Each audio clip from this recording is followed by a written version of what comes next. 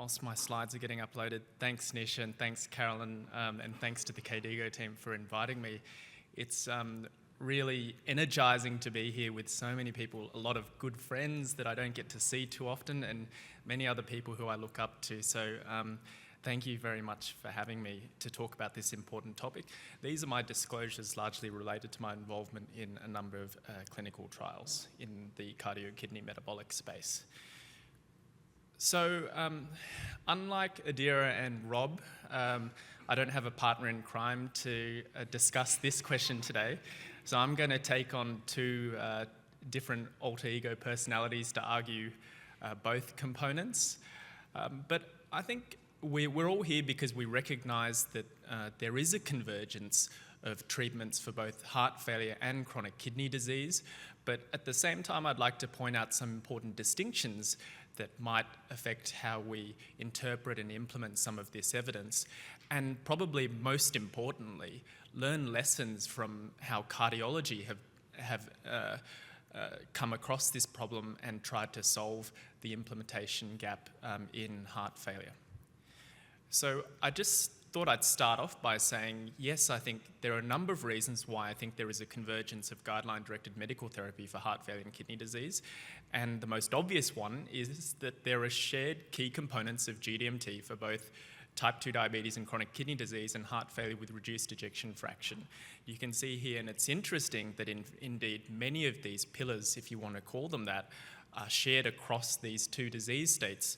RAS inhibition, SGLT2 inhibitors, mineralocorticoid receptor antagonists, highlighting the shared risk factors and pathophysiology between these two conditions. The second argument that one could make for these two GDMTs for these conditions converging is that each of these treatments often have complementary effects and may delay or prevent the onset of the disease for the other condition. For example, in patients with chronic kidney disease, we have ACE inhibitors. Actually, most of our GDMT reduces the risk of heart failure with the exception of one potential one in the future, which I'm going to talk about. And on the flip side, we have GDMT for heart failure, which may slow progression or attenuate the decline in GFR in patients with heart failure and CKD, particularly with sacubitril valsartan. So let's start off with a predominant CKD population. We all know that SGLT2 inhibitors and non-steroidal MRAs reduce the incidence of cardiovascular events in patients with chronic kidney disease, and that effect is driven predominantly by hospitalization for heart failure. It's not driven by MI, it's not driven by stroke. It's predominantly driven by hospitalization for heart failure, and that's true of both classes of medications. On the other side, if you look at heart failure, I'm taking here with reduced ejection fraction, interestingly, the strongest evidence for preventing kidney disease progression in heart failure is in fact with sacubitril valsartan. So if you look at Paragon and Paradigm, the two key outcome trials of ARNI and heart failure with reduced and preserved ejection fraction, there's a significant reduction in the risk of a composite endpoint of 50% decline in GFR, kidney failure, or death due to kidney disease. And we don't observe that with SGLT2 inhibitors. Now, one might argue that the trials were too short, the populations weren't at high risk, and so we weren't able to capture definitive kidney disease progression events with the SGLT2 inhibitor trials. But it does raise an interesting question that perhaps the effects of different components of GDMT and heart failure may have different benefits on kidney disease progression, particularly the angiotensin receptor neprilysin inhibitors.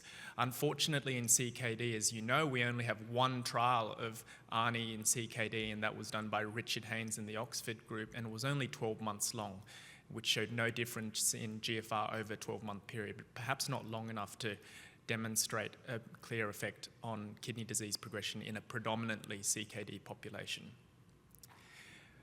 The third argument I'd make for the fact that these therapies are perhaps converging across these two disease states is that there's emerging evidence that the newer components of GDMT for CKD and heart failure might enhance the tolerability of our existing GDMT for both these conditions. In CKD, for example, there is evidence that, and I'll show you the data, that SGLT2 inhibitors might enable persistent use of RAS blockade, perhaps by reducing hyperkalemia, hospitalizations, and acute kidney injury, all of which are reasons why clinicians discontinue RAS blockade in routine clinical care. The reduction in hyperkalemia might also enable better use of MRAs in both conditions, and there is some evidence that ARNIs might also enable the persistent use of MRAs by reducing hyperkalemia. And finally, with endothelin receptor antagonists perhaps looking like they may enter our treatment algorithm for patients with chronic kidney disease in the future, this class of agent has always been plagued by fluid retention, and perhaps with the use of SGLT2 inhibitors that might enable safer and better use of endothelin receptor antagonists and mitigate the risk of heart failure that has been observed in previous trials.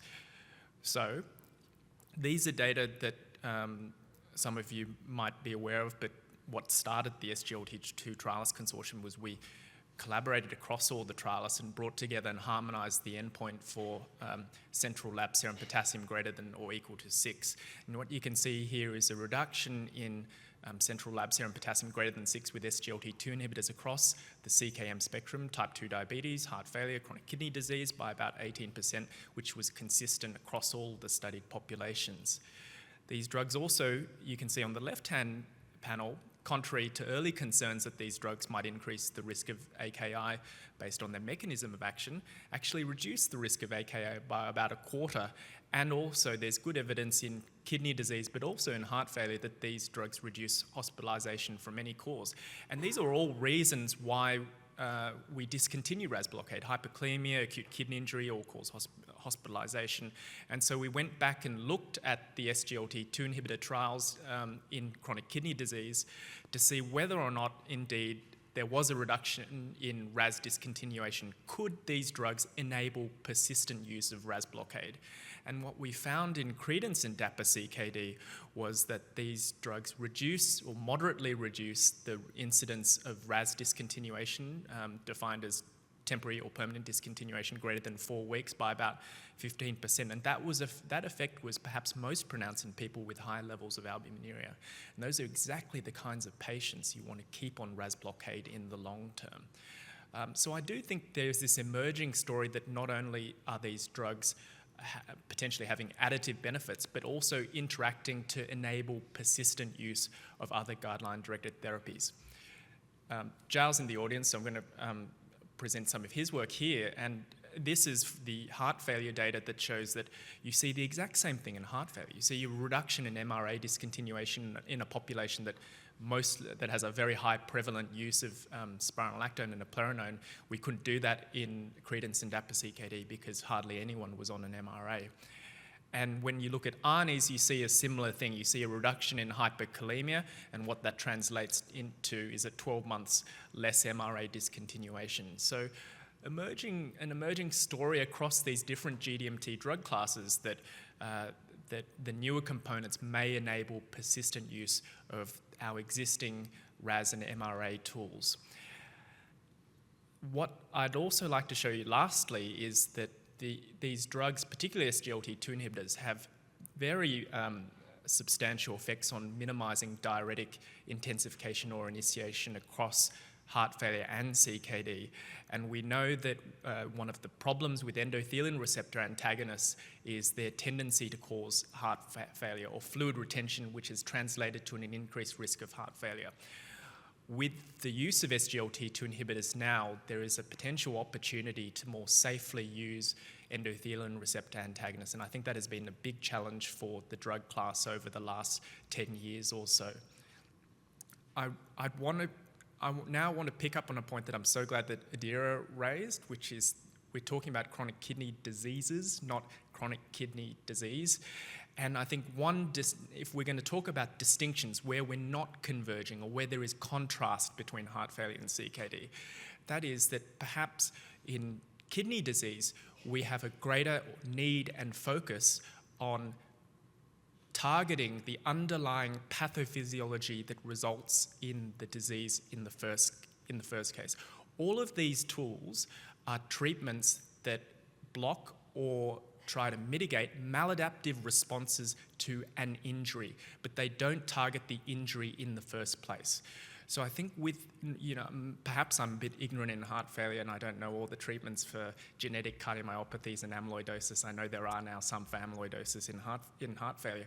But we have, I think, a clear distinction in CKD where we need to focus on treatments that actually target the underlying pathophysiology, reducing glomerular inflammation, for example, in IgA with budesonide, or complement-mediated injury in glomerulonephritis, reducing the production of aberrantly glycosylated IgA in the first place in IgA nephropathy, and how we, over the next few years, balance that tension between non-directed general therapies versus very targeted disease-specific therapies is a challenge I think we will have that the cardiologists may not necessarily have to deal with or haven't had to deal with so far.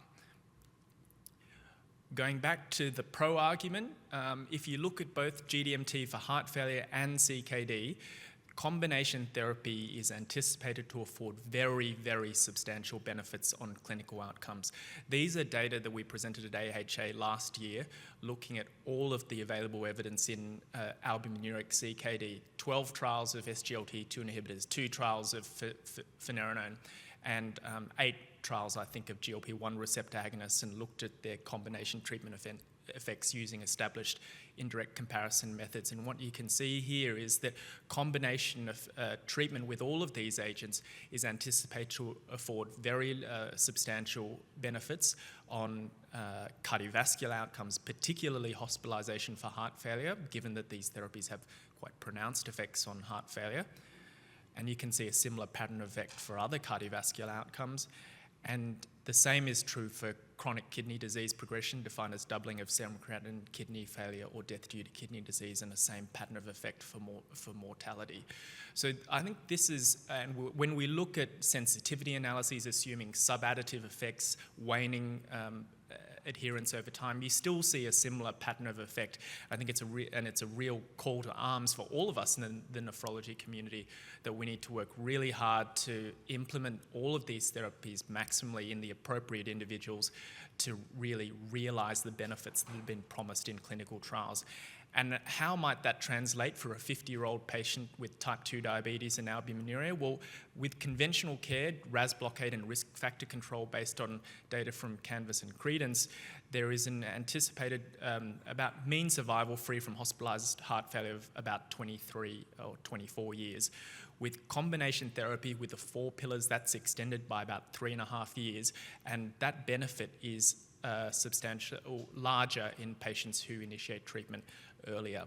And this was all data based on Canvas and Credence, so it's a population enriched for risk of kidney failure, and so it's not surprising that then the benefits on kidney disease progression are very substantial potentially.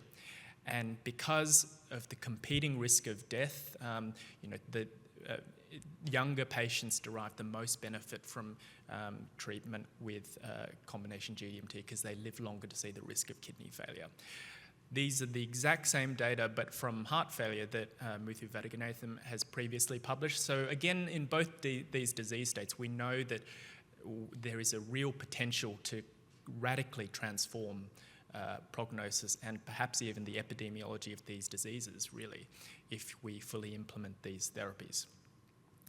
How are we going to do this? And this is where I would really welcome your thoughts and really interested in your perspectives, because I want to outline 3 thought experiments of how we might do this and the pros and cons of each of these approaches. So if you take the traditional approach, this is what we do by default in clinical practice. You add the next therapy in the evidence in which it was generated. RAS blockades is untouchable because it's the first. So everything has to be added to RAS blockade. And then so we add an SGLT2 inhibitor next because that's we add an SGLT2 inhibitor next, and then the guidelines, ADA and EASD, recommend reevaluating risk every 3 to 6 months to avoid treatment inertia. Now, we've got data, Meg and I just looked at the Australian data, that 2/3 of people with macroalbuminuria and diabetes never get their UACR rechecked. So there is a concern that anything that ties treatment intensification to a test is an opportunity for therapeutic inertia. And what the concern of this traditional approach is that many people who need all of these therapies, or need at least 3 or 4 of these therapies, will never get them because they die due to cardiovascular disease before you've up-titrated therapy. And we can learn a lot from heart failure and the work that Rob and his colleagues have done with the heart failure registries, showing that use of the 4 pillars of GDMT in heart failure is abysmally low in people who actually need it. That is the concern with the traditional approach, but that's the default approach that is probably going to be taken. What is the opposite? If you do the complete opposite, and maybe I'm again misrepresenting heart failure cardiologists, but you just throw all 4 at the same time to everyone, no questions asked. 90-year-old patient with heart failure in a nursing home, you get the 4 pillars of GDMT. Now, what are the potential drawbacks of such an approach in CKD? Well, I think that approach is fine in HFrEF because it's predicated on the assumption that everyone is at high risk, which is probably true. You look at the event rates in HFrEF and they're extraordinarily high for heart failure hospitalization or death. That's not true in CKD. You know, there is a much greater heterogeneity in risk of kidney disease progression, risk of cardiovascular events, and we need to acknowledge that. If you look at the radar, so Janani mentioned dialysis being a win to survive to dialysis. If you ask people with rare kidney diseases whether that's a win, it's complete opposite because everyone survives to dialysis. And you look at the radar registry in the UK and it's dominated by people with glomerular diseases and cystic diseases because they all live to dialysis.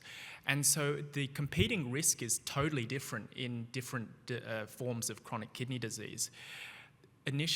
Additionally, we can't ignore that the cost of these therapies, at least in the United States, is substantial and a barrier to implementation of these therapies. And so the cost effectiveness of such a widespread blanket approach is uncertain. And finally, the safety is largely untested as well, and this is important in a population at high risk of acute kidney injury.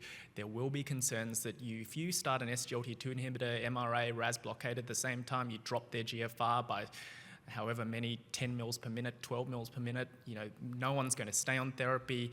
The patients aren't going to potentially not tolerate it. They're already on 10 tablets a day. So these are all challenges of what I would call a rapid sequence approach. And can we find a third hybrid approach to this? And this is what I would posit is perhaps our best way forward at the moment, which is we identify people at highest risk using validated risk scores, kidney failure risk equation, KDIGO heat map. You take your pick, and we can talk about that, and prioritize accelerated implementation in those people at highest risk. And the pros of that approach is that you're then matching the intensity of GDMT to their actual risk.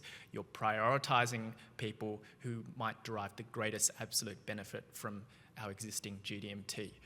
So what's the rationale for that? Well, you see patients with 1 gram a day of proteinuria, you know then an SGLT2 inhibitor is not going to cut it alone. You know that those patients are going to need multiple therapies. Why not start them, if not simultaneously, in a very short time frame to rapidly reduce their cardiovascular risk and kidney disease progression? And the biggest bang for your buck is in cardiovascular prevention, because if you look in the first 12 months of these kidney disease outcome trials, or in this case Credence, the number of cardiovascular events far dominates the number of kidney failure events because kidney failure takes time to progress, obviously. So one of the strongest rationales for upfront combination intensive treatment in the appropriate individuals is actually heart failure and cardiovascular disease prevention. So how might this look in practice?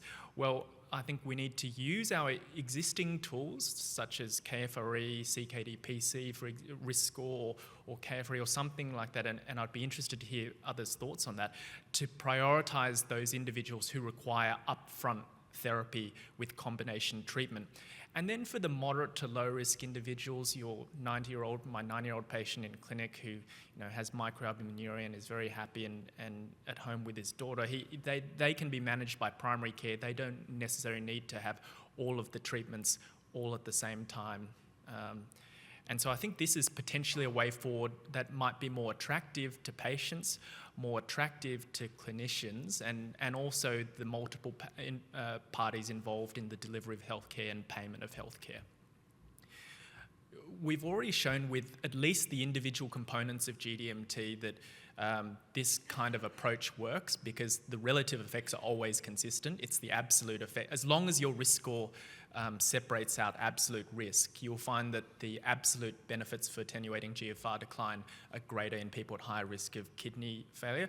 This is using the KDIGO risk classification, but the same is, you can do the same thing in heart failure scores, and I can see Ambrish Pandey's here. He's done some of this work as well with heart failure risk scores in diabetes. You see most of the absolute benefit in people in highest risk.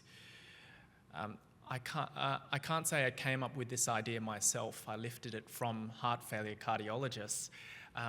But I think there's so much we can learn from their experience with implementation of guideline-directed therapy that we need to look to what they've done and see what we can learn and apply to kidney disease. And, you know, I just, again, outlined these different approaches to implementing the guideline-directed therapies. And, you know, reevaluating albuminuria every 3 to 6 months is, I don't think, the right approach for the very high or very high risk individuals. It's doing them a disservice, and we need randomized evidence, ideally testing the potential benefits and, importantly, the safeties of a much more aggressive approach in the right individuals. The other final thing I think we can learn from the heart failure experience is the massive, massive job that awaits us over the next 5 to 10 years in terms of implementation. You look at heart failure registries and the abysmally low rates of GDMT, we are going to face the exact same problems in CKD if we don't already face them now. Adir and Meg have done nice work in Canada showing the uptake of SGLT2 inhibitors remains really quite surprisingly low. We've looked at the Australian data. Even in a system where it is paid for by a single health payer, in both these countries, use in overt albuminuric diabetic kidney disease in 2021 is about 15%. That's abysmal, and we can't let that happen with our newer treatments that are likely to have very profound effects. And I think we've always thought that we can get the trial evidence out there. People are going to recommend it in guidelines, and it's going to filter out into practice. But it's much more complicated than that, and there's a real need for implementation science in CKD to address the multiple barriers that are there that inhibit the use and uptake of these potentially transformative therapies. So, in summary, are we witnessing a convergence of GDMT for CKD and heart failure? I would argue mostly yes. We're seeing key elements that are shared across both diseases.